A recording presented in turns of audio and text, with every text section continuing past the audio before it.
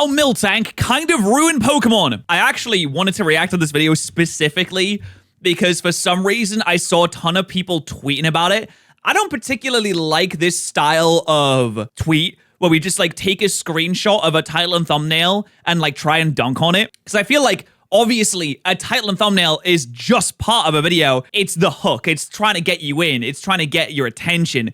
But it's a 41-minute video. It's obviously not all gonna be about Miltank.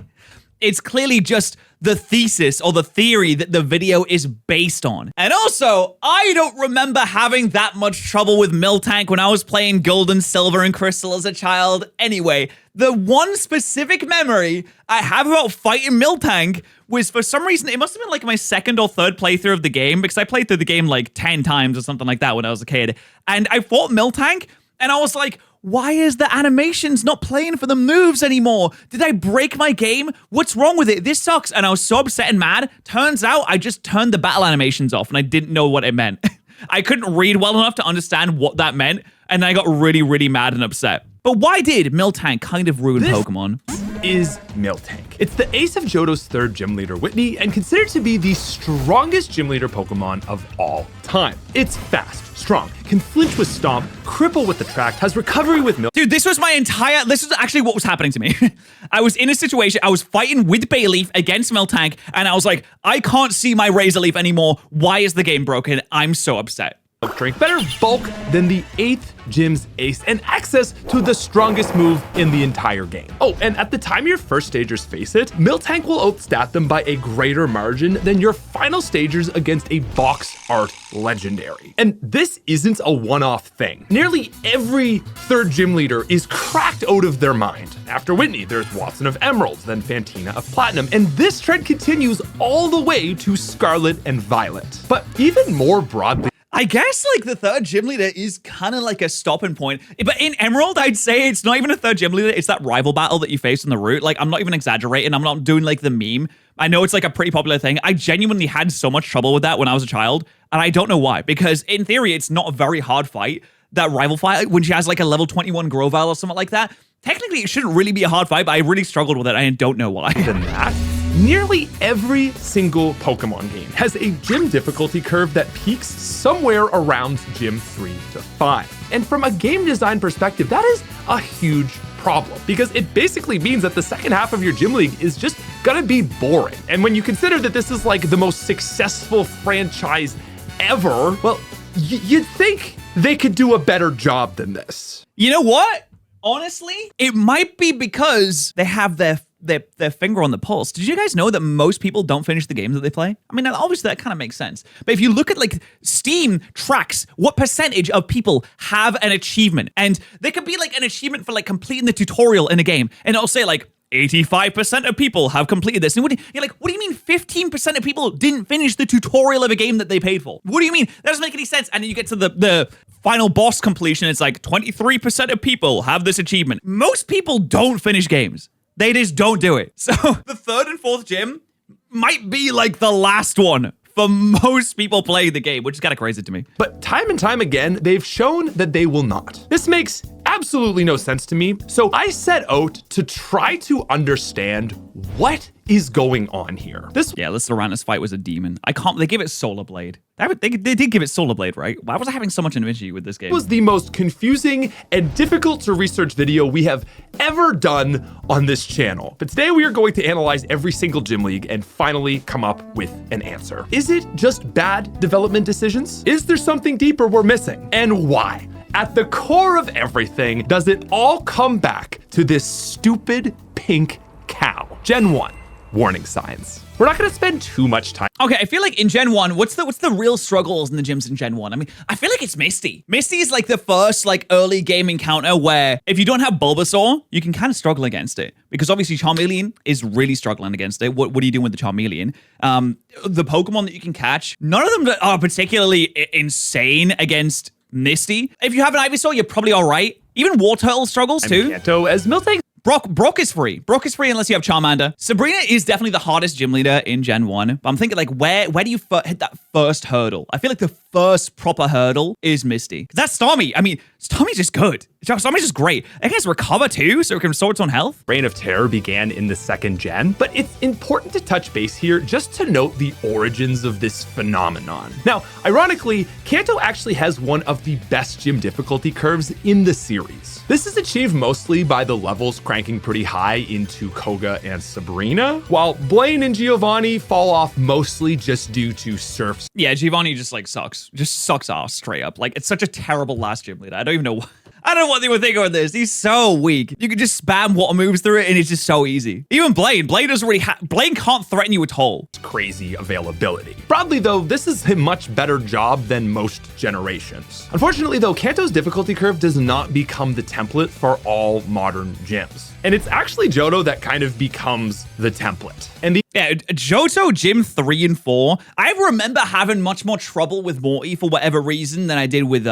Winnie. Because it's either like, I don't know, winning just never felt like that big of a deal for me. And obviously when you're a kid, you have to understand, like, you're not using strategies, you're not thinking, oh, rollout, I'll just lower accuracy and then they'll never be able to build up the thing. You're just going in, you're just using like your attack moves and you're calling it a day from there. That's the level of strategy that you have when you're a kid playing these games. The only big similarity that I did remember using a chop as well. I did remember using a chop. I see between Kanto and Johto is that Misty is kind of the original Whitney. At just Gym 2, she gets like the strongest water type in the game, and it does come with Bubble Beam. She could be really crazy, but the AI in Gen 1 is just like so bad that she never ends up being a major problem. So more than anything, this should have been a warning sign for the devs, but weirdly enough, they're going to double down on this issue in Generation 2. Gen 2 Part 1, Whitney's Phenomenon. To truly understand just how ridiculous Johto's curve is, we need to start from the beginning. Gym 1 Faulkner is about as standard and boring as any gym leader ever. He might be one of the worst out there. He might be one of the worst to ever do it. Faulkner is a generational embarrassment. I feel like his dad should disown him for doing what he did to those birds. In fact, his dad was also useless. What do you mean? Faulkner, my son, I'm going to pass down my strongest bird Pokemon to you so that you may take my place as gym leader. Here, take this Pidgey that is barely stronger than one you can literally just go and get outside. And this Pidgeotto that shouldn't even exist. The lowest level leader in the series. Faulkner's just a kid. Then why are they gym leaders, you know? I mean, that's a different topic entirely, but why are children gym leaders? What's going on? He's got 2 birds and they specialize in throwing dirt in your eye. It's not a hard fight, but it does establish what the Gym 1 formula will be moving forwards. Do you think Faulkner ever realized and woke up to how washed his dad must have been? Like, what do you mean you were a gym leader for your entire life and you have a level 9 Pidgeotto? What's going on? I understand that you're going to say, but they have like different teams depending on the Pokemon that you bring in. I don't know if that's necessarily canon, but my God, what embarrassment he is. Brock was built very differently where he would curb stomp noobs to teach them a lesson, but Faulkner feels more like a warm-up gym, and that is going to be what we see pretty much throughout the rest of the series. And so it's Gym 2 where the player steps into the big leagues and gets their first real fight. And just like we saw with Misty, Gym 2 Bugsy gets a fully evolved Pokemon. Well, technically, Scyther is a first stager to a side grading evolution, but moving forward, just to make explaining things. It basically is a fully evolved Pokemon. I mean, you can use every light on it, but the funniest thing about Scyther, that I don't know if people know this, you don't change your base stat total when you evolve a Scyther. It doesn't go up. It stays exactly the same. They just change around the type and where the stats are. Which I was like, wait, Scyther doesn't gain stats when it evolves? That's so weird. They have the same BST. That's so strange. Faster, I guess. Whenever I say third stager or final stager, I'm going to like open up that term to just broadly represent any Pokemon that has the power or base stats that most close. Sizzle feels like a Pokemon that has way more than 500 BST. It's just the type and the way it's distributed makes Sizzle so good. Fully represents a Pokemon in its third stage of a 3-tiered family. What I'm saying is that Scyther is functionally the power of a final stager. And if you think about this as a traditional RPG where a gym leader's ace is the big boss of the current dungeon, Bugsy getting a Scyther makes a lot of sense. Your team is made up of first and second stagers, so Scyther really feels like a big, powerful, and daunting opponent. But crucially, Scyther's stats are like... Yeah, in the Fury card, it's kind of funny how they did the gimmick of the move does more damage the longer the battle goes on in 2 gyms in a row. Like, Bugsy comes in and he's like, my Fury Cutter will deal so much damage in 3 turns time. And you're like, oh man, I better get the battle over with. And then Whitney comes in and she's like, my rollout will do so much damage in 3 turns time. You're like, wait a minute, I feel like I've heard this one before. And then Morty's kind of cool. He does like the sleep thing, he does the curse thing. Like, he's doing some other stuff there. All it has. Its teammates are trash. Fury Cutter starts out incredibly weak, and Bug already sees weaknesses from 4 available types. So they put Big Scary Scyther in front of you, but hold back in a lot of more subtle ways to create a grand illusion of power. And then you just need to beat it fast enough so it doesn't actually reach its full potential. And then we get to Gym 3 Whitney, who like on the surface doesn't appear all that harder than Bugsy. Miltank's base stats are roughly on par with Scyther, and after 3 quick maths, I'd say 1 Clefairy equals about 2 Cocoons. Most of the time anyway. But it's really like girl math. This is girl math. the smaller behind the scene levers that are getting cranked. Normal type only has a weakness to fighting, but even worse is that to this point in the game, there's only a single fighting type with access to a fighting stab move. And if you say, and it's kind of out of the way too. Like having to go to like the underground part of the shop before you fight the gym is something that kids just don't really do very often. I'm surprised that I ever got that much up, honestly. I would have been so impatient. I would have just went immediately to the gym, not really care. Like, what am I gonna go shopping for? Shopping, really? That's what my mum does. My mum goes shopping and she makes me go with her. And I have to stand and I have to walk around, and it takes an hour for a food shop. What are you doing the whole time? Seriously, God. Yeah, no wonder kids don't want to use the What about Heracross? I am going to come to your house and kick you in the shin. It is 2026. We are so over actuallying Pokemon YouTubers. It's just, hey, great video. No, people love actuallying Pokemon YouTubers, especially when they're wrong. I think I did a Guess You video recently, and so many people were like, oh, you said that Galarian Slowpoke was a single type Pokemon. Like, it wasn't a water type. Why are you cheating? But it's just Psychic. I had to make sure of that in the video too. I looked it up. It's just Psychic. Thank you. Here's my kind, constructive feedback, and I subscribed.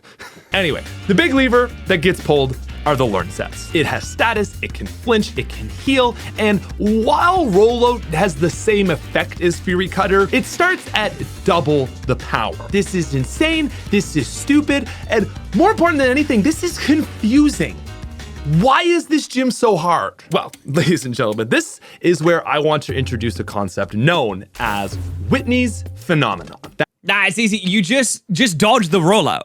Like, it's got a 10% chance to miss, just dodge it. I don't know if you guys know, but my Twitch channel is actually alive. It's an always on 24/7 on Patterrz videos thing now that you can just have on in the background. If you want some noise on the background, you can fall asleep to it. The stream will never ever end. It will go forever. It will never end. So twitch.tv/Patterrz. I was never using it to stream. I only stream on my YouTube channel. And I was like, you know what? I should probably use this for something. So now it's always on. You can watch whatever you watch things on it all the time. And there's even a chat there if you want to like talk to anyone, if anyone's there. That's right. I'm scientist posing once again. But the link for that will be in the description. I just want to throw that out there. Scientist posing. Let me just take up my power stance. Hold on, wait, no. My power stance is more like this. Yeah, this is better. Now I feel like imposing on the camera. I'm like, oh, I'm tall. I'm almost going off screen. So it's kind of scary in a way. Bring out the chalkboard. Whitney's phenomenon is an occurrence throughout all of Pokemon, where gyms leveled in the low to mid 20s pose the most relative difficulty of the gym league. By relative, I mean how hard is it given the player's level and what they will have access to. And it is a collective difficulty average of the millions of combinations that all fans will use, not your specific EV-trained VGC like powerhouse team. Now, the first Yeah, I mean, like, let's be honest. You could make any team to never struggle in a regular Pokemon game, but like, not everyone's like you. Most people who play Pokemon game are relatively casual. They don't even know all the type advantages. They don't even know what moves the moves do or the abilities do. They're just going in with their guys that they like, and they're like, what the heck? Am I having so much trouble with this gym right now? And like, the middle of the game is the best place to put like a challenging battle, because you got past the start. You're like, I'm getting the hang of this now, and then you get slapped up before you really start to learn towards the end, like how your team works, putting all the good moves together, putting all the good like typings together and all that. The mid game is the perfect place to have a team that just doesn't really work that well, and you get slapped up for it. Source of this is the gym leader's ace. This happens due to the nature of evolutions, where rather than being like a steady climb in power in some traditional RPGs, Pokemon evolutions are just like a staircase jump up. Now, gyms 1 and often 2 are usually fine to not go with a final stager, but by the time the player gets to that level 20 to 25, Skiploom! Wait, is Skiploom gonna win? A second stager Let's go, boss Skiploom. is just not going to feel. Let's go, God, you're so close. You're doing so well, Skiploom. You're about to get your first ever knockout ever in anyone's game that anyone has ever played. That threatening. And so this results in the devs climbing that staircase up to the final stage. And this even results sometimes in a Pokemon getting an early final evolution. Do you guys think that Watson was that tough? I mean, I guess, okay. I guess the problem here is that Watson has, yeah, you know what? Now that I'm looking at this does look pretty tough.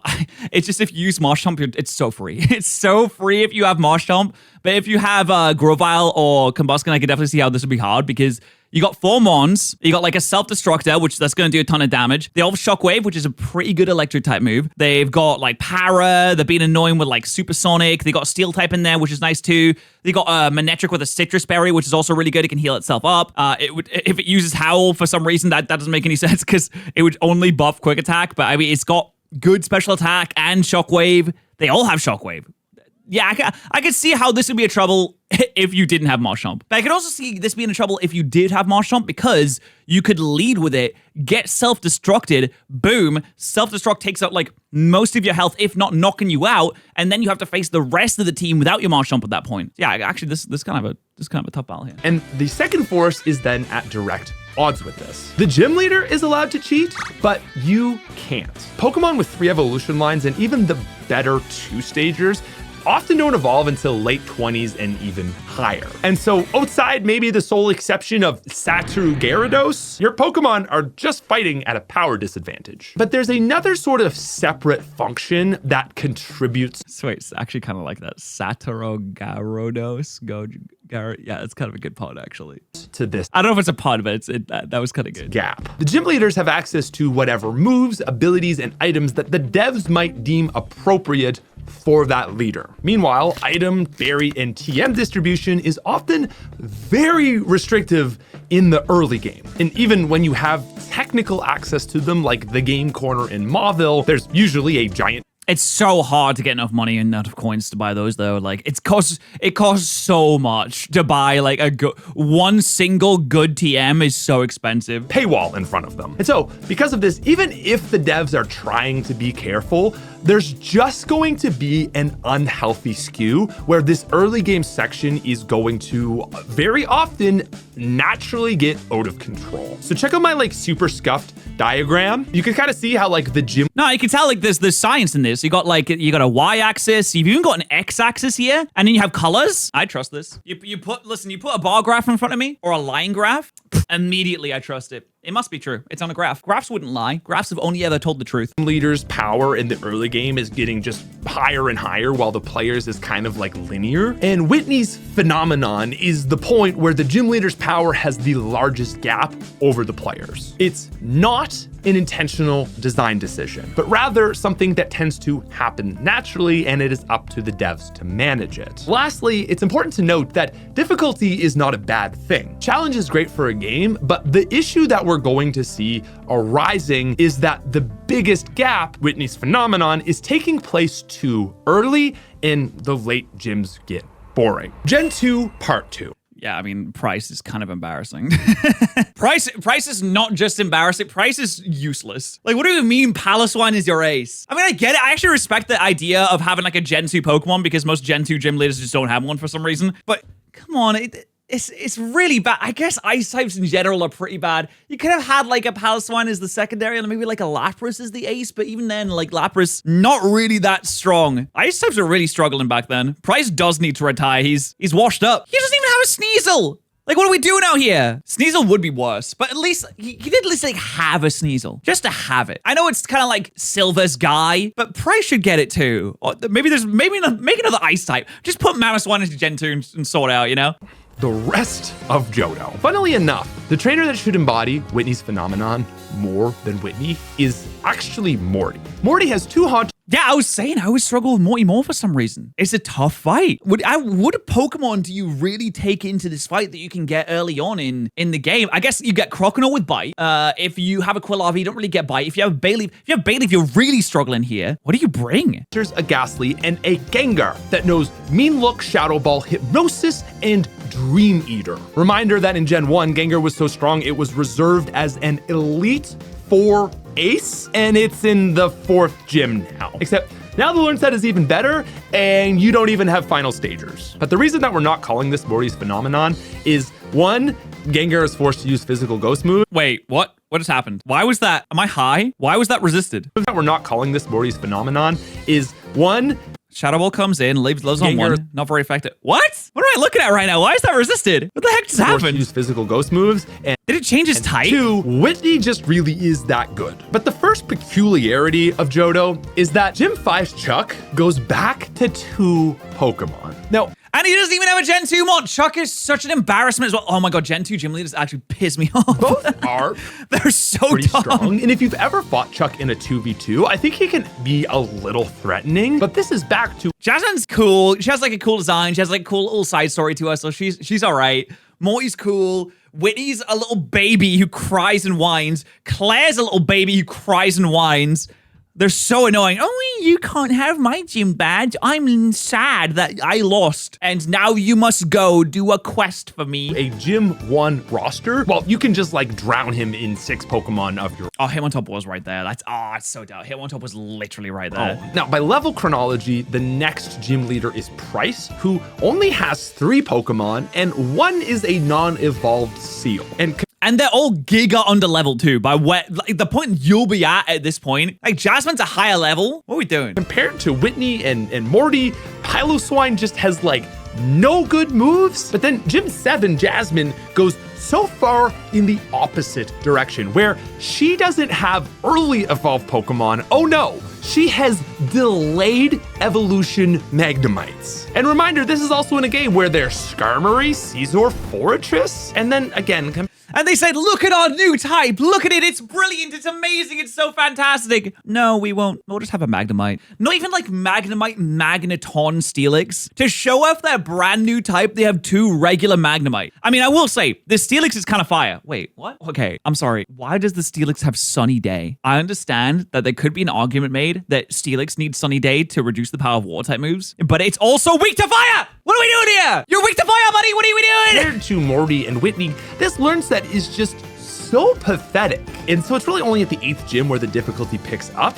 And a lot of this is due to the like just horrific leveling curve of Johto and not Claire being that insane herself. So Gen 2, broadly speaking, shows us the natural occurrence, which is Whitney's phenomenon. But once we analyze the rest of the gyms, it doesn't explain the decision-making side of stuff. And so in order for me to get into Game Freak's head and really understand what's going on here, I needed to go through every other gym link. Gen 3, the template. While Gen 2 lays the foundation of what a gym is going to look like with that flattening difficulty curve. Okay, what's a generation that I think doesn't fit this curve? Generation 5, maybe? Because I feel like Generation 5 peaks at Gym 5, and then 6 gets easier, 7 gets easier, and I guess like the last gym's the Dragon Gym, right? The Dragon Gym could be considered a bit harder, and Black and White 2 it's the 7th gym, so I guess you could like bump that up slightly, but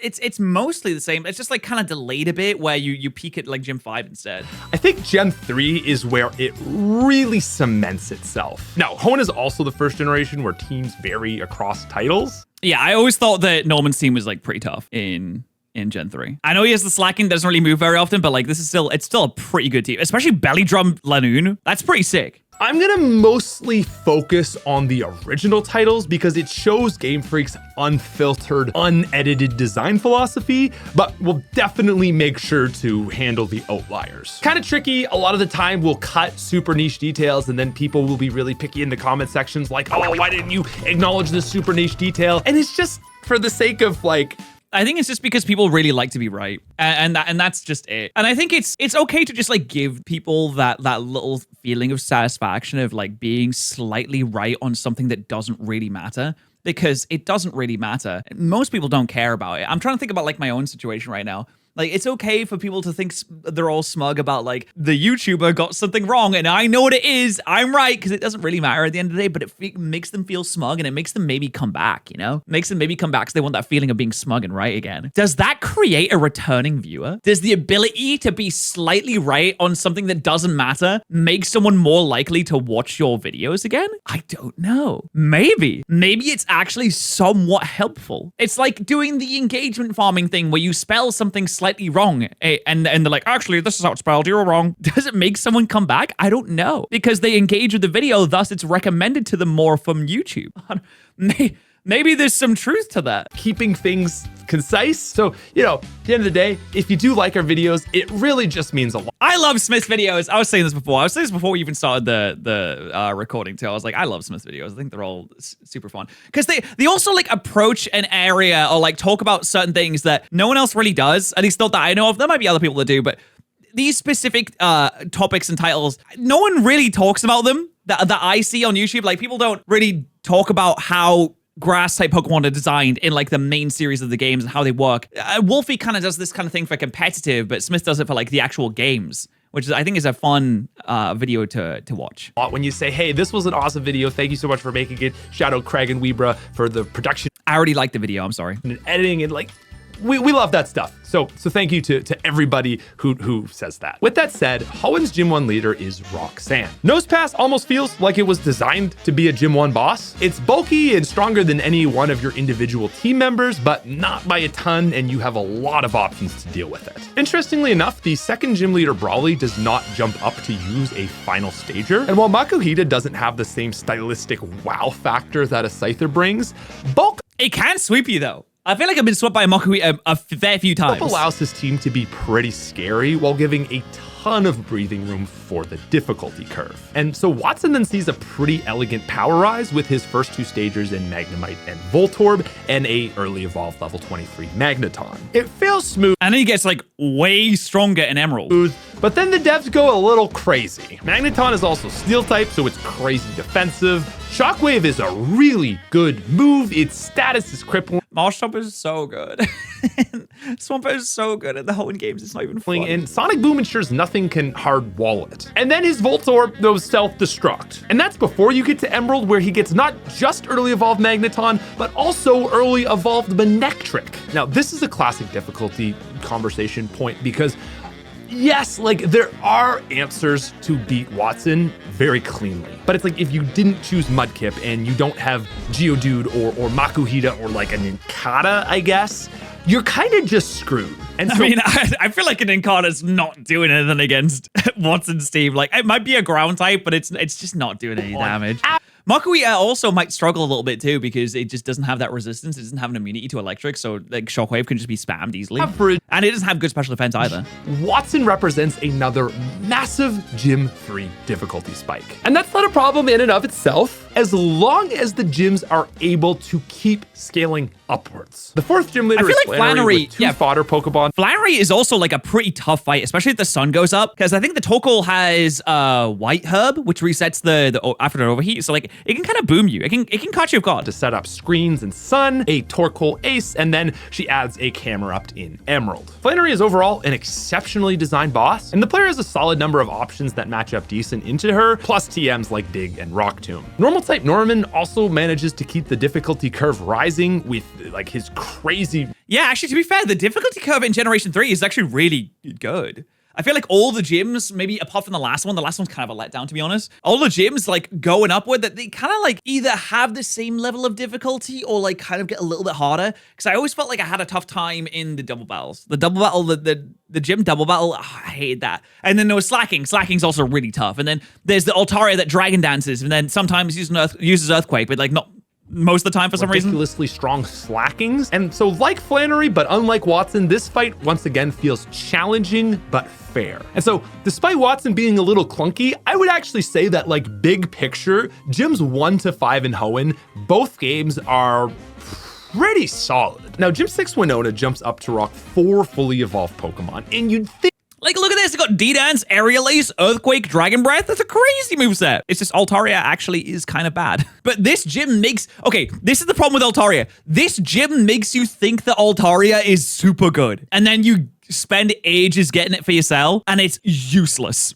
Absolutely useless. But you know it's not useless? Gamer subs! Code Patterrz at Gamer subs to save on your Gamer subs purchases. They have caffeinated and caffeine-free beverages. They have merchandise. They have wonderful things, and you can use code Patterrz. Just throwing it out there. I think that this would be indicative of a rising curve. But this is exactly where the player is reaching their power spike. You're evolving into your final stages. You got Surf, there's Thunderbolt and Ice Beam now available, but Winona decides to put her foot on the brakes. First, she only gets the same bump of 2 levels that Norman did, while you have like 6 new routes to explore compared to Norman's 1, and then the learn sets like genuinely go backwards. Like take Pelipper, who has Water Gun as a well, I mean, the Altaria is going to be a rock threat. Coverage move. Looking back, Voltorb had Spark, Slugma had Overheat, and Norman's Vigoroth had Slash. It's like if you don't want to give it Water Pulse or Surf, then maybe just like don't put Pelipper on this team. The only thing that is truly good here is Altaria, but off of 70 attack, you can't make the case that a Dragon... Why does she have an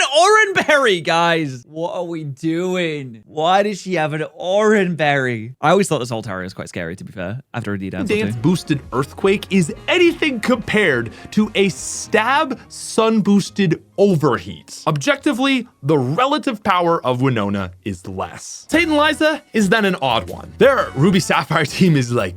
Yeah, I mean, okay, Ruby Sapphire is really disappointed. But in Emerald, they have 4 Pokemon into double battle, and you're not really used to double battles. And they have, I think they have like a pretty synergistic team. They have like a doubles built team. Pretty sad. Sure, they have good moves, but they only have 2 Pokemon. I get that this was a lot of players' first major double battles ever. Don't think I found it that easy when I was a kid. And their Emerald fight definitely redeems this. Yeah, I mean, like, oh, we got loads going on here. We got, like, Confuse Ray to shut down some of your Pokemon. We got Light Screen to make your damage, like, way less. They have Earthquake synergy with Xatu, so you can just spam Earthquake all they want. They have Stab. They have Ancient Power for boost. They got more screens. They have Setup. They have Hypnosis here. They have Sunny Day Solar Beam. Like, I think there's a lot of cool stuff going on with this team. They also have Citrus Berries, too. This is why I always thought this was, like, a pretty tough battle, because they have a lot that they can do to support each other. But then... you got Gym 8. Yeah, Wallace he just sucks ass. He just useless. So this is 2 of 2. Well, Wallace and 1. 1 is one of the biggest downgrades to a gym leader of all time. 2 for Pokemon gyms with 5 Pokemon. And it is a push to say 5. Because both of these guys, Wallace and... Listen, they're using Love Disc. What are we doing using Love Disc in the final gym? Like, what is... And what is going on? What has failed to have this happen? Lead with a Love Disc, which has 330 base stats, which you can't really say is like representative of a final stager. And then they both have a second stager in Celio. Sure, if you scaled the levels down and put this as Gym 4, it would be hard, but it's not Gym 4, it's Gym 8. And you just, like, as a player, have so many tools to beat this gym. So Hoenn definitely cements that there are complexities to gym design, and it does a way better job than Johto. But I just hope that we can both identify that pattern where the later game gym leaders are not good enough. So how does Pokemon's like most beloved region hold up? Gen 4, Perfect Imperfection. Gen 4's gyms, I mean, the first ones are kind of hard, but you could always have an answer to it. Like, you have Monferno or you have Grass War, obviously, but like, Cranidos hits hard, so it's like, it's kind of balanced in that way. Gym 2 actually kind of beat me up a little bit. I don't know if anyone else had issues with that, but the Roserade, a little scary. Gym 3 and Platinum was the ghost one, but in Diamond and Pearl, it was the fighting one. I feel like Maylene has a lot of threat with Lucario, but that's not like a big deal. Fantina never really felt like a big deal. I mean, the Mismagius in Gym 3 is kind of annoying, but it doesn't really feel like a massive deal. And Crash Awake, I don't know. I've never really had too many issues with Crash Awake. I think as a whole, Diamond, Pearl, and Platinum are correctly regarded for being amazing games, but that does not necessarily mean they're going to break this trend. Rourke is probably the hardest Gym 1 to date. Even if on... Yeah, I feel like the Team Galactic admins, at least early game, have a lot more threat than the early game gym leaders. I mean, Roserade and the Skuntank are like pretty much side by side. Onix and Geodude are easy one-shots. Cranidos' high attack and flinch chance makes this a very challenging fight. And that's fine, because like, he's just setting the tone, he's setting the pace. And he sure does, because Gym 2 gets quite spicy, capping right in the hot zone of level 22. Gardenia gets a Roserade, which, reminder, is a Pokemon that's considered to be strong enough to appear on the champions team. Now, sure, the Ivy's moves, teammates are less here, but like even despite being grass, there's not a ton of great answers to Roserade. Sure, I guess Starly's on like every single route, so it's definitely not Watson syndrome, but this gym marks a pretty big spike. Funnily enough though, I would actually say that the Valley Windworks Commander Mars fight is like the iconic Whitney of this game. She's got a Yeah, I mean, stab fake out this early on in the game is just so good. level 18 Perugly. It's very difficult, but I think that Sinnoh's 3rd to 5th gym might be the most telling sign of the Whitney effect in the series. Maylene is the 3rd gym leader in Diamond Pearl, and while she's very challenging, I actually think she's perfectly balanced. And interestingly enough, her team caps past this zone at level 30, and she's in the city with the department store TMs. Crasher Wake then does a pretty good job to smooth out the curve. He's also 30, but he has 3 fully evolved Pokemon, which makes for a rise in power, even if he has some 4 times weaknesses. And then Diamond Pearl Fantina continues things great. Like Wake, she's running a set of 3 fully evolved Pokemon, but the difficulty lever rises mostly in just Ghost not having a lot of weaknesses. Driftblim. I mean, I get why they made Fantina the 3rd gym, but the 3rd gym Fantina is so much worse. So much worse. I feel like that Gengar should have had Shadow Ball too, but maybe that would have been too much. Gengar and Miss Magius are, excuse me for saying this again, but it's pun, an absolute death squad. And I think that means that up to Gym 5, once again, this is a pretty solid curve. But what happens in Platinum is really telling. Fantina becomes the 3rd. Yeah, this is... I mean, like, it's not a bad 3rd gym team, but it's no Morty. I mean, I guess Morty's the 4th one, but the Miss Magius is still quite threatening. It's got Confuse Ray, it's got like coverage, it's got Citrus Berry, so it's not bad. And the Duskull can burn you too, which I guess you wouldn't really expect, and the Haunter can put you to sleep. Gym leader. And being located close. Oh my god, Gym 6, dude, I forgot about Byron. Oh my god, Byron's the worst gym leader. Okay, no, maybe not the worst gym leader, Ramos is there, but my god, such an embarrassment. 2nd gym, you fight her sooner as she now caps at 26 versus Maylene's 30. And so despite her team getting toned down, she ends up becoming relatively harder. There is like no clean answer to this Miss Magius. Oh, you're gonna be smart and get an Umbreon like I tried to do. It doesn't learn any dark moves. Now, you could maybe say that, oh, it's just because the curse of being a dark type is to never ever get a dark type move. Fantina is hard in the early Pokemon games. In general. But I think the fact that on a relative scale, her Gym 3 fight is harder than 5 shows you exactly how the Whitney phenomenon works. Fantina is always hard, but placing her in the hot zone makes her harder. But then we get to Byron, who... Jesus Christ. This is so pathetic. Guys, what are we doing? Why are we using special moves? I guess it doesn't really matter. You're not going to do any damage with the Bastiodon no matter what. Why don't I have like Metal Burst? I'm sorry, I think in Platinum he has Metal Burst. God, this is tragic. This is actually tragic. Let me get this straight. Loses? You could put this exact team as Gym like 4, the exact team with the same levels, the exact team, and it would still be easy to beat. A final stager. Bronzor. And even in Platinum, like, Magneton's final evolution is skipped, but even worse is that, like, you're adding another Pokemon with a 4X weakness, and it's not the start of the game where, like, ground is unavailable. Earthquake's been around since like the 2nd gym. It's just so weird this happens again. You've got Price, and then you've got Winona, and now you've got Byron. Every time the chronological 6th gym leader gets easier, and not just because you're getting stronger, but like objectively worse. Now, Candace does go to 4 Pokemon. She only has... Dude, Candace, what is going on?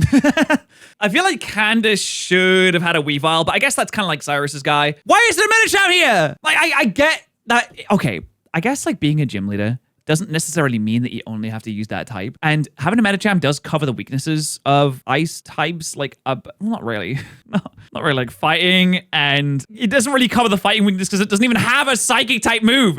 It doesn't even have a psychic type move, doesn't cover fire. What are we doing with the Medicham? What are we doing? 2 final stagers in Diamond Pearl. Sure, I can view Piloswine as having final stager stats, but even in like both games, it's like, why doesn't she get Weavile? I guess she is at least good in Platinum, where Volkner is not. Gym 8, Volkner finally does see 4 fully evolved Pokemon. It is crazy to me, but that Volkner is the gym leader that's like, yeah, I don't really hang much at the gym anymore because the battles are so easy, so I'm just like so bored. I have the bored kind of depression where you're like bored because you're so good at everything. And you fight him and he's just like not strong.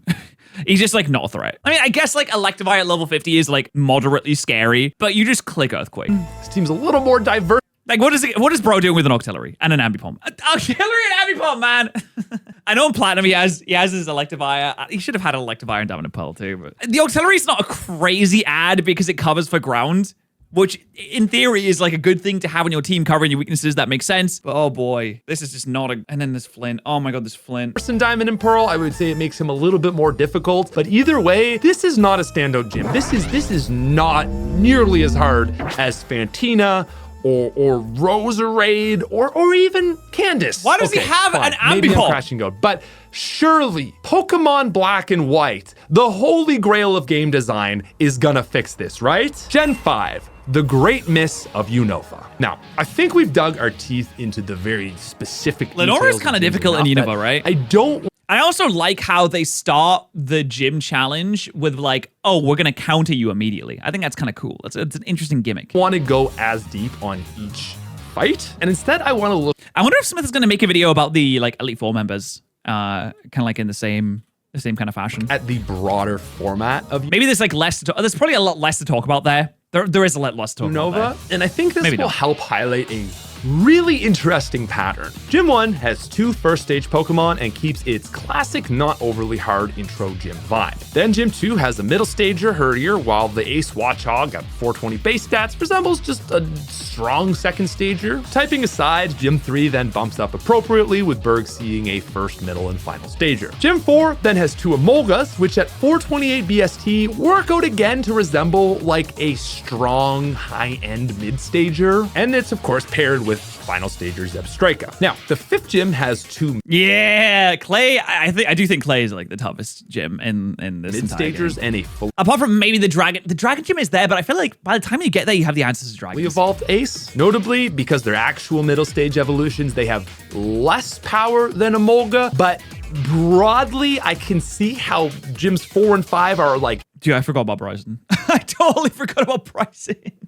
Equal in structure. Of course, you know, before you get into details of like how crazy strong Volt Switch is. Now, things continue pretty strong compositionally into Gym 6, finally having 3 fully evolved Pokemon. Unfortunately, it's like the most underwhelming fully evolved Pokemon that you could get. Like Swanna's the ace. Swanna? We got B-Tech Pelipper as the ace? Very weirdly though, we regress back to a second stager with Vanillish, and then Gym 8 does the same thing. Now that's super simplified. Moves and typing and abilities make... I guess because they didn't just want to repeat the same Pokemon, because like, what do you really do if you're in that situation and you're trying to make a Gym 8 Dragon team? Because you're not going to throw Haxorus and Hydreigon on there. And Hydreigon's supposed to be the ace of... God, what's his name? Dennis? Hydreigon's supposed to be the ace of Dennis later on anyway. So, you know, you keep keeping him in the back to be like a big reveal later on. So you have like Fraxure, Haxorus, Axew, and Drotagon as your options. So you kind of have to just do Fraxure Haxorus and then throw a Drotagon in there too. There's not really many options because they only had the Unova Pokemon in Black and White. In Black and White 2, you get more options, but in that one, they really had the hands tied.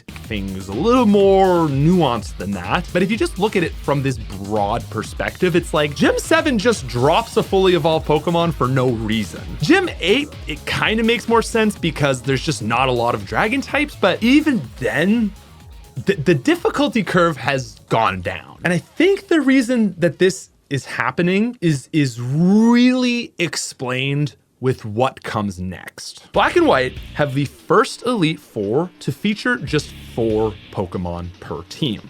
Big downgrade. Like, I know it's called the Elite Four, but like, come on, guys. You should have 6 if we're being serious. This is something that's been like kind of maybe touched on with Claire and Bryson, but once you see the E4 go down to 4 and the gyms get capped at 3 Mons, it kind of like confirms the hunch. And what we can extract from that little game decision is that Game Freak is intentionally making their late gyms weak. This is...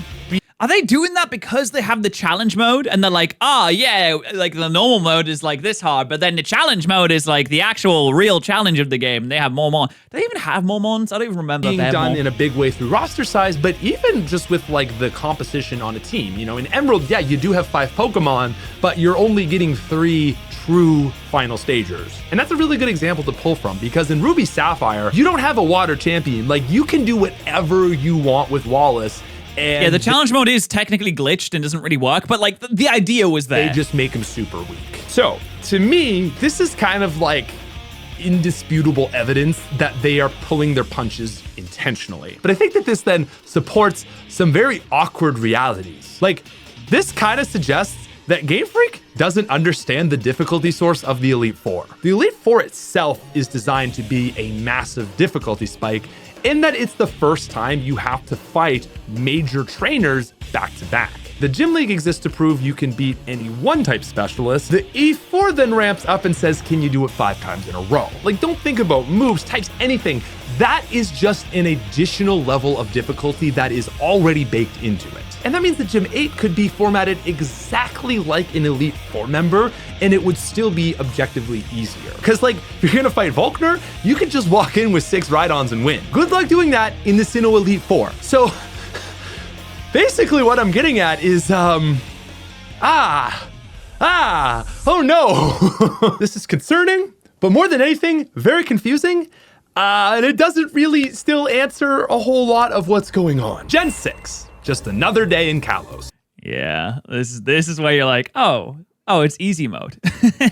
This is the game they should have had a challenge mode in. This is where it would have really made sense. Why? Okay, why do no one in this game has a Mega Evolution except Lysander and Diantha? That is it. Dude, you get access to 1,000,000,001 Mega Evolutions in the game and no one else will use one. Everyone else is allergic, apart from Shanta, whatever, Lucario girl, but then you don't even really get to, you don't even get to fight her. You don't get to fight her with a Mega Evolution, apart from when you get the Lucario and they're like, oh, let's do a 1v1. And that's it. There might be some in post-game, but there should be, okay, I feel like the last gym at least should have a Mega Evolution. Plus, each of the Elite Four members should also have a Mega Evolution, at least. But the Elite Four is so pathetic. It's so bad. And it's such a shame because I feel like the Kalos Elite Four is like some of the coolest designs. Like, we have like the old lady who uses the power of dragons, and she's like very like I don't know if she feels like someone that's in touch with nature or something like that. She's just a very cool design. We have Wickstrom. We have a literal like knight in shining armor as the steel type user. That's really sick. Seabold is like, I don't know, a cool guy. Looks like he's from One Piece. And then there's, I don't know, the other one kind of sucks. Kalos is always a fun place to look, since these games didn't get enough time to be fully fleshed out, or even a third title for that matter. But I think it's pretty useful to compare Gen 6 to Black and White, since it's the only other league with a E4 roster of 4 Pokemon. Starting off, Gym 1 starts just great again with Surskit and Vivian, but X and Y then has the longest stretch of events between Gyms 1 and 2 in the series. Why'd they do that? Do you think they knew? Do you think they forgot? They were like, oh, fuck, we haven't put a gym in for a really long time. Oops. And then they had to just jam like the next 3 gyms in the next 20 minutes of gameplay. After a level 12 cap, Grant jumps all the way to level 25. Now, the introduction of the global EXP share means that your team progresses really fast. And so as such, Game Freak kind of can't follow their old formula. And so we kind of end up with one of the most unique gyms in the series. Grant has a level 25 Amora and Tyrant, so he's kind of got like a dual ace situation going on. But if you think about it, at level 25, this is like Whitney Hot Zone, and because they're 2 strong first stagers, the gym doesn't have an insane difficulty spike. Unfortunately though, it is probably the hardest gym on average. Gym 3 has Minfu, Machoke, and a Hawlucha capping at 32. Corinna is pretty strong, but you're likely gonna have enough to deal with her. But almost like clockwork at this point, we hit the deeper 30s and everything falls apart. On one hand, the gyms do actually scale upward in terms of composition. Ramos, Gyms 4 jumps. This is such. What are we doing, man? What are we doing? Why does your Go-Go have Grass Knot?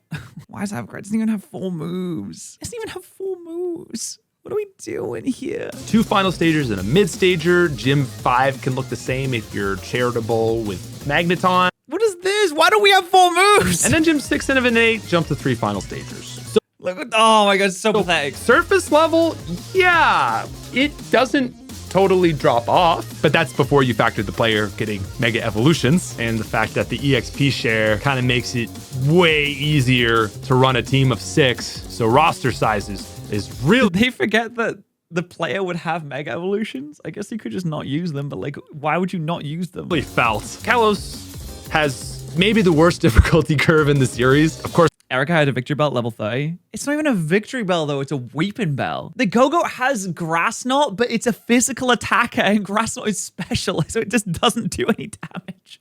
we're not here to just dunk on Kalos. We're trying to extract data points from it. I think really, if anything, it kind of confirms that like Black and White wasn't a fluke. Okay, to be fair, I must correct myself here. Go-Go has 97 special attack and 100 attack. So you know what? I'll put my hands up, right? Put my hands up. I'll say I was wrong on that. It technically can use special attack. My next question, why does Go-Go have 97 special attack? What are you doing with that? What are you using? Hyper Beam? This is just kind of like how they want to balance stuff. It's like even if you plop this into Gen 5, still be really insane that gym leaders are going to the move deleter. They actually are. Sketch, you're right. They actually are. They're going to the move deleter because those Pokemon would have known 4 moves just by learning moves by level up. So they're going to the move deleter and they're saying, ooh, I want less, please. really bad. At this point, it still does not make sense as to what they are thinking. But they say the only way to get out of Burning Damnation is to keep going forwards. So let's move on. Gen 7. Running fixes nothing. It's really Hey, at least in Ultra Sun and Moon, they were like, oh, you want difficulty? Okay. Ultra Sun and Moon are genuinely so hard. I went back and played them recently when I did my color Nuzlocke, while using one color for every game, and my god, that was a nightmare. That was genuinely a nightmare. I was so stressed out playing that game. They gave all the Pokemon like perfect IVs. They give them like perfect EVs, competitive movesets, items. Like, it's just insane in that one. funny that even in a game without gym leaders, Sun and Moon managed to follow the exact same formula as the prior games. The game's second totem is against Wishy-Washy, which is like very early 20s, and it's the second hardest totem fight in the game. Meanwhile, the utterly notorious and by far hardest totem fight is at level 24 against Lurantis. And again, not only is this just like Whitney Zone natural, but like, it doesn't really get easy. All of the totem fights are so stressful. Like, I had such a hard time fighting Mimikyu. Mimikyu gets boosted in stats, also just takes a hit for free, gets a partner Pokemon. It's just insane. occurrence, you're Togedemaru as well, or Vikavolt, both of those are kind of insane. matching up bad because you're weak. They kit this Lurantis out with a power herb to make the Solar Blade go off in one turn. It can call in Cast Form. And like, there's nothing in the late game that is like this synergistic in the totem fights. Now, I think that's really all we need to say about Gen 7, just because it's not technically the same formula, but it sure is an interesting observation. Yeah, it was tough. The Komodo fight, I mean, you can bring fairies, but like, it has answers for fairy types too. And then afterwards, in Ultra Sun and Moon, they're just like, oh, you just have another one now. You have to do another totem fight now. And we're gonna give it like +2 into every single stat. It's a Rabombi, by the way. Gen 8, the comeback. But it's like still really scary. But just when you thought it couldn't get worse, it actually doesn't. And Galar manages to create a pretty dang good gym league. And it is a little frustrating because the way apart from Piers, because Piers is awesome. He doesn't even use the gimmick. it has to do it is like very convoluted. Gen 8 provides the most amount of early game power with access to super early evolution stones paired with free instant access to the move relearner. There's also just so many Pokemon available in the wild that it's not hard to build a good team of 6 and just like crank things out with the EXP share. So As an advocate for cutscenes in life, there already are cutscenes in life. Like when you're next in line to like order something, but like the person in front of you kind of fumbles a bit and they don't really know what they want. So they're kind of thinking about it. And then they want something kind of weird.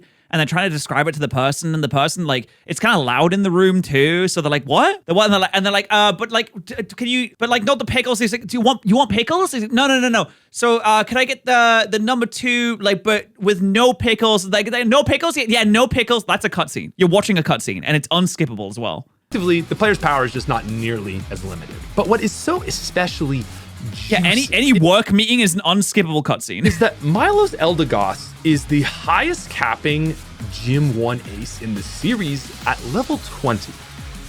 Level 20. Now, on my first playthrough, like probably a lot of you, I thought this was a weird choice. I found the early game of Sword and Shield to be a real struggle to get through. But with more time in retrospect, I blame that on the cutscenes, and I think the actual gameplay is done very well. Okay, have you noticed that I haven't had like a single complaint about Gym 1 this entire video? It's because there's nothing to critique about Gym 1, because Gym 1 kind of exists to set the tone. And I don't know if this was intentional or not, but like by making Milo a bit later, you almost like skip that noob early gym and you just go straight to the gym leaders being good. So what would be the Whitney Spike just kind of becomes the baseline. The second gym then jumps to 3 Pokemon with 2 first stagers and Yeah, I thought the Dreadnought, the Dynamax Dreadnought is kind of a demon. Because the Dynamax Dreadnought, when it Dynamaxes, it can set up its own rain with the Dynamax water type move. So it gets a powered up water type move, and then it sets up its own rain, which powers up its next water type move and doubles its own speed. Pretty crazy. It is weird that the others have Swift Swim on this team because they can't use it. There's actually no way for them to use it unless the Dreadnought comes in first for some reason. Final stager ace at 24. And Gym 3 still probably has the biggest difficulty spike, with Kabu going to 3 fully evolved Pokemon, including Arcanine. But with the prior context and access to more strength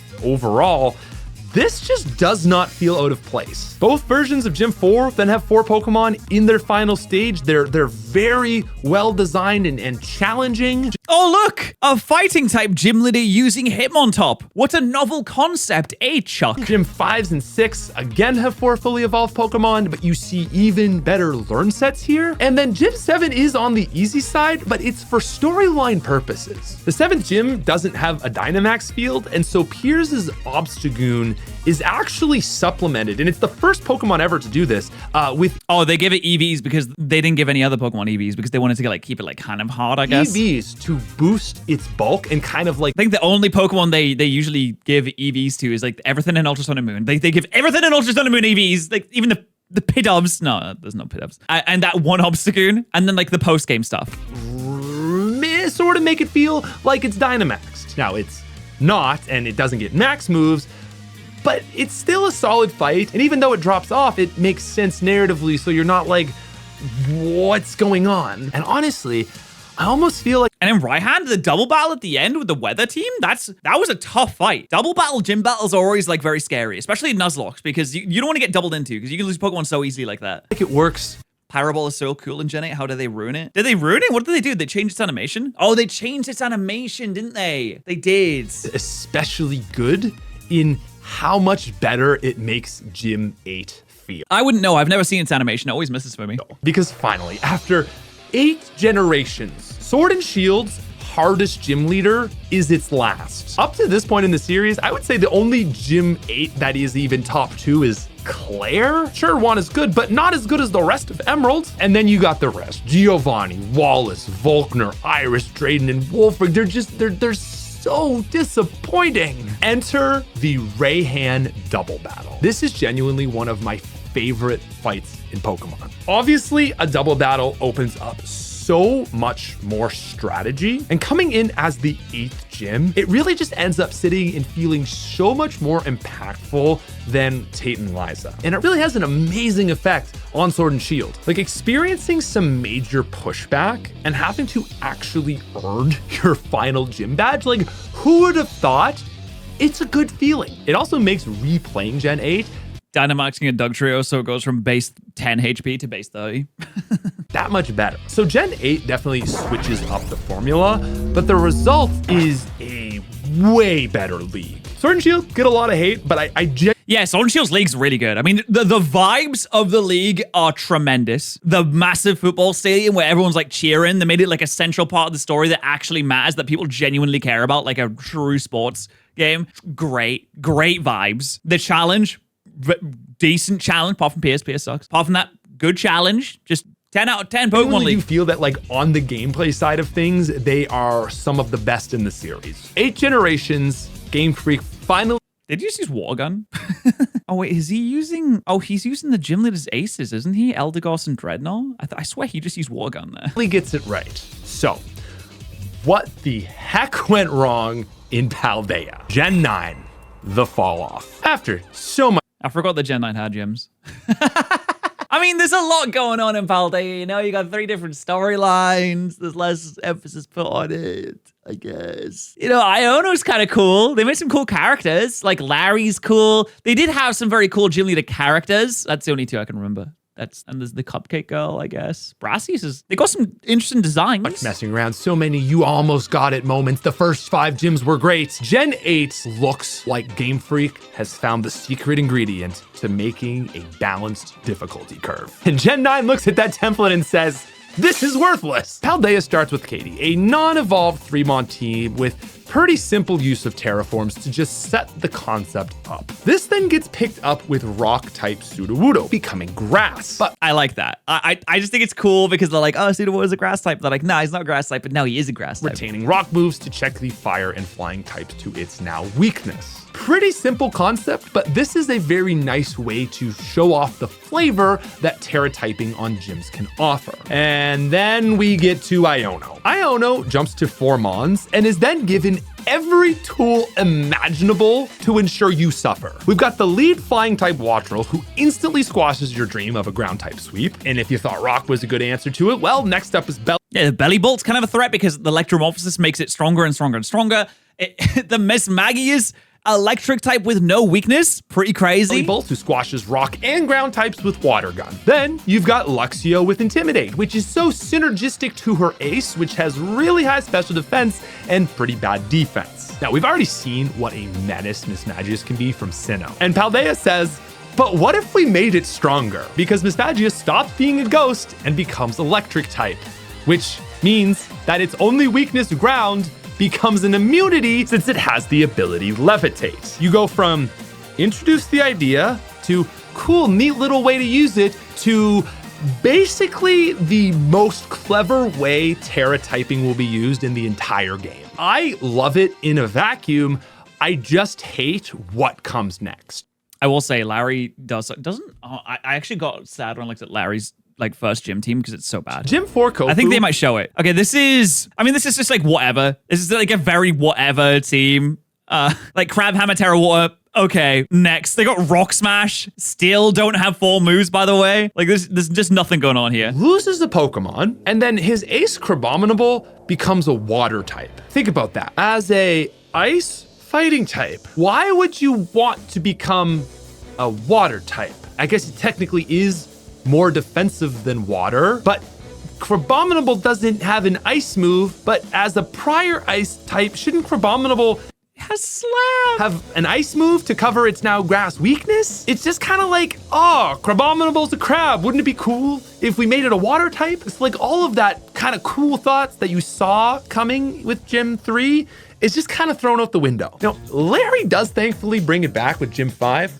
We all love Larry. Normal is always a good boss type, but his Staraptor goes Terra Normal, so he gets the double boost off of normal moves. But they gave it Facade, which only really gets scary if you status them. And now the only thing that he's weak to is fighting, which his prior flying type can cover. That's 2. That's 2 gyms that use Terra really smart. Why are they 3 and 5? Gym 6 is a double, and I don't even remember what Rhyme's Terrastalization is. Oh, it's Toxtricity, which I guess works thematically because it's like, it's a music Pokemon. It's like a sound-based guy and Rhyme's like a music person, but I don't really understand why they chose that apart from that. Rhyme is like pretty good. She's got Light Screen. She's got Icy Wind. This is certainly no Tate and Liza. And they have like a spread move on the Toxtricity as well, I think. The benefit of Toxtricity becoming Ghost is just kind of like flavor-wise, it learned a ghost move. It would have been nice if maybe like its ability Punk Rock could have played into that. Then you have Tulip, which also feels kind of just like a reversion to the second gym, because she goes from being a fairy, which is strong against dark, into a psychic type, which is now weak. And sure, you maintain like being able to hit dark types, but it's just like as a gym leader, turning into psychic type is kind of bad for you. So why would you do that other than just because, whoa, what if Florges was a psychic type? I mean, in fairness, she does at least have a good team. It's just like... Yeah, it's very, I mean, Petal Blizzard just here. Why do we only have 3 moves? Oh my god, this... You know what I just remembered? I just had a flashback to Let's Go. I forgot Let's Go even existed. In the champion battle in Let's Go, they have like 3 moves and it's insane. Like, not that interesting. But for all the disappointment Gen 9 sees, nothing is greater than the final gym leader. No. Gita is a massive disappointment, okay? I'd like to put that out there. Gita is a huge disappointment. We made a full video discussing how weird it is that Ice is often an endgame type. Okay, you know what annoys me? I feel like Ice should resist water, because Ice is just like a version of water. If water resists water, Ice should also resist water because Ice is water. It's just a frozen version. You can check that out after this video. Also, because Ice only resists Ice right now, so it'd give it like a little bit of something at least. The point I make though is that Ice is designed to be an early gym where it has a lot of weaknesses similar to Grass and Rock and Bug rather than an endgame type. So it's a bad start, but Grusha doesn't even use the newly introduced Snow mechanic. Beartic has the ability Snow Cloak. It can't use it. So Titan could get the ability Slush Rush. It would sure love that speed. It might make that fight kind of interesting. And then you've got Altaria, which is like, okay, sure. Altaria is 4 times weak to... I forgot he had an Altaria too. What do you do? What is it with people using Altaria as gym aces? Ice, so making it... I mean, it only happens twice. It only happens twice. In an ice type, then turns that into resistance. That is... Yeah, okay, that's smart, I guess. Except that the prior 3 Pokemon are all ice types. So like, why would you want to become an ice type again? It's just kind of a team. And more than anything, it's just so frustrating to see this after Gen 8 did a pretty good job of things. With all that said, where does this leave us? And can we make sense of what is going on? As I said, this was like the most deeply researched video, deeply thought about video I have done on this channel. And after weeks, I think I have come to understand what is happening. There's 2 pieces to this. Just like any piece of media, the early game or start of that piece of media is a crucial point to hook the user. And I think that's why we have this pretty big spike happening around the 3rd gym. Because like, yes, we highlighted the Whitney phenomenon to show that there is a natural thing that happens here, but then note how like there's more being added on top of that. What I mean is like a bad learn set on Whitney's Miltank would still mean that Whitney is a notably difficult gym leader, but they take that a step further. And I think they kind of saw like, damn, this is a good form. How do you have a Pseudo-Widow before fighting Miltank? And they just kind of do that. I don't think you can get that before, right? Again and again and again. I should resist Bug, Flying, Normal, and Grass. Upwards Arrow, an Ice type posted this. That'd be way too many times. I feel like because Ice is already really good offensively. If it resisted, dude, poor Bug. Poor Bug. Could you imagine if Ice resisted Bug? Could you, dude, Bug's on. We need to keep an eye on them, make sure they're okay. And I really think they want to hit you with... I do think that Ice should resist water though. Solely because water resists water and Ice is water. That like big moment in sort of the end of the first arc. It's kind of like that huge engagement spike. It is time to lock in Roadblock. It really forces you to build a better team. And I think once you get past it, you're like, okay, I'm hooked, I am in, and I want more of that. They then very specifically don't give you more of that just yet.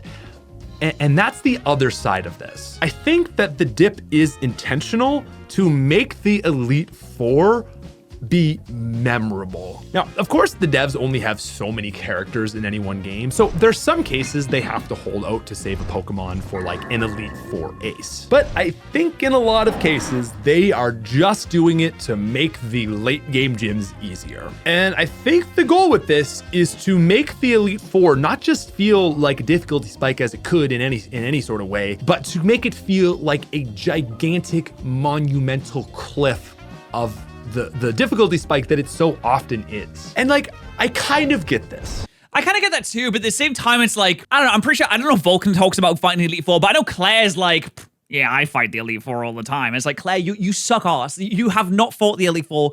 I mean, maybe you have actually, because the Johto Elite Four is really weak and pathetic too.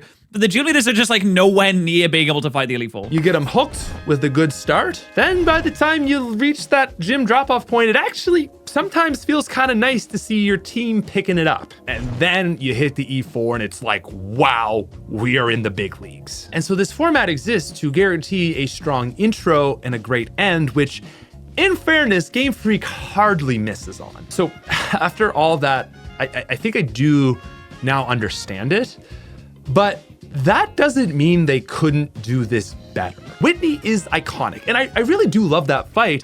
I'm just annoyed at what Game Freak learned from it. They didn't really grow from that concept so much as just like try to recreate it over and over. Cause like, you know, you've got Bugsy, Whitney, Morty, it's like 3 hard gyms and then it falls off. And that just feels like how every game goes. So they just recreated it over and over. And what they should have taken from the lesson that is Whitney is that players actually like hard fights. For example, in Pokemon Crystal Legacy, the ROM hack that me and the Legacy team made, we make Price, Jasmine, Chuck very difficult. Oh my god, Price actually has him on top. What the heck? Holy! And Steelix doesn't have Sunny Day. What the heck? Dude, it has a Quick Claw. Dude, Sizzle with a focus band is so funny. And it doesn't make the game worse. It makes the game better. And more so, I feel like it doesn't overshadow the Elite Four because the Elite Four continues to get difficult and it just makes getting there that much more fun. And when you think about how much love the Rayhan fight gets for being a difficult Gym 8, it kind of shows you that they've just been perpetually messing up for like 30 years now. And so I think when Scarlet and Violet decided to go right back to the Whitney formula, this time with Miss Magius, it shows that they're choosing this, even after they've solved their own problem. Oh yeah, I'm sure they know. I'm sure they're very well aware that their gym leaders are like not very hard to fight. Maybe they want to give people like a sense of progression where it's like the start of the game is hard, but you can feel yourself getting stronger and stronger, and then you can take out the gym leaders later and you're like, oh my god, I have gone from struggling against the gym leaders to being really good against them. I feel good. But then you have that other difficulty spike when it gets to the Elite Four. It's like, okay, I'm better than the gym leaders, but now the Elite Four is like the next hill that I have to climb. But it does kind of make it disappointing to fight the gym leaders and be like, well, this is just weak as ass, you know? It's so easy. Game Freak is very resistant to change, and I do understand that they're married to a good formula, but the issue that's happening here is they are failing to move on to a better one. So, I don't know. I don't expect Game Freak to listen to some random ROM hacker on the internet, but at the same time, part of the reason I made this video was because, like, Wind and Waves is coming out, and Wind and Waves looks like it has a lot of potential. And if I could just put this narrative out, right?